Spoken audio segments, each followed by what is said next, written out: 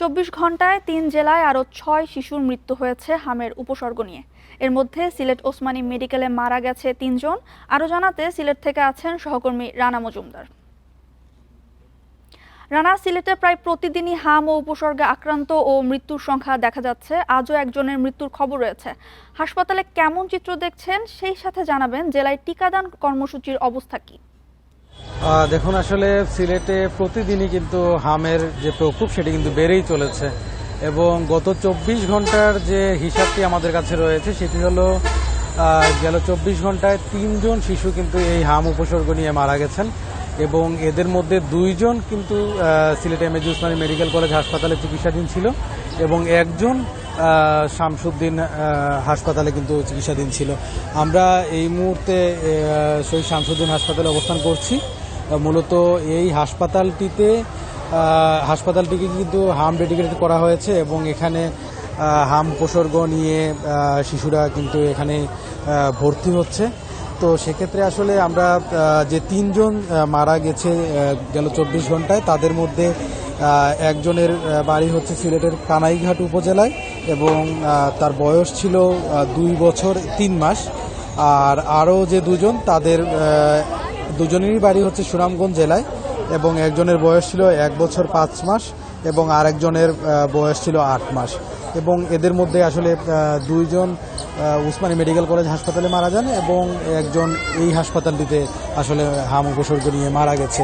এবং শেষ ২৪ ঘন্টায় আসলে যদি নতুন ভর্তি রোগীর তথ্যটি জানাই, সেটি হলো যে আসলে গেল ২৪ ঘন্টায় কিন্তু ৯২ জন সন্দেহভাজন হাম উপসর্গ নিয়ে তারা কিন্তু সিলেটের বিভিন্ন হাসপাতালে ভর্তি হয়েছেন।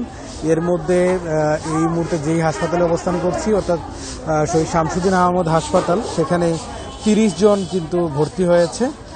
পাশাপাশি ওসমানী মেডিকেল কলেজ হাসপাতালে ২৬ জন ভর্তি হয়েছে। এছাড়াও সিলেটের অন্যান্য যে সরকারি বেসরকারি যে স্বাস্থ্য কমপ্লেক্স কিংবা হাসপাতাল রয়েছে, সেখানেও কিন্তু অন্যান্য রোগীরা কিন্তু ভর্তি হয়েছে। গেল ২৪ ঘন্টার হিসাবটি বলছিলাম। যদি বর্তমানে আসলে সিলেটের বিভিন্ন হাসপাতালে সন্দেহভাজন হিসাবে আসলে প্রায় ৩০০-র মতো কিন্তু রোগী চিকিৎসাধীন অবস্থায় রয়েছেন। এর মধ্যে এই হাসপাতালটিতেই, অর্থাৎ শামসুদ্দিন আহমদ হাসপাতালটিতেই শতাধিক রোগী ভর্তি রয়েছে। পাশাপাশি ওসমানী মেডিকেল কলেজ যে হাসপাতালটি রয়েছে, সেখানে ৫০ জনের মতো কিন্তু রোগী বর্তমানে ভর্তি রয়েছে। তো যেই বিষয়টি আসলে আপনি জানতে চেয়েছিলেন যে টিকাদান কর্মসূচি, আমরা এই ব্যাপারে স্বাস্থ্য বিভাগের সাথে কথা বলেছিলাম। তো স্বাস্থ্য বিভাগ যে বিষয়টি আমাদেরকে জানিয়েছে যে আসলে তারা প্রত্যেকটি উপজেলাতেই নিবিড়ভাবে তারা এই টিকাদান কর্মসূচিটি পর্যবেক্ষণ করছে এবং যে সকল শিশুকে টিকাদান কর্মসূচির আওতায় নিয়ে আসা প্রয়োজন সেই বিষয়টি আসলে তদারকি করা হচ্ছে।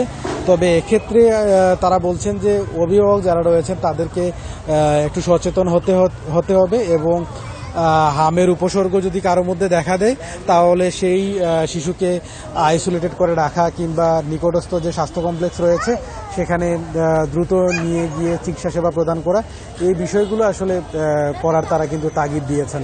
তো সবকিছু মিলিয়ে হাম পরিস্থিতি নিয়ে এই ছিল আমার কাছে সবশেষ। মহাখালী, সিলেট থেকে বিস্তারিত জানাচ্ছিলেন সহকর্মী রানা মজুমদার।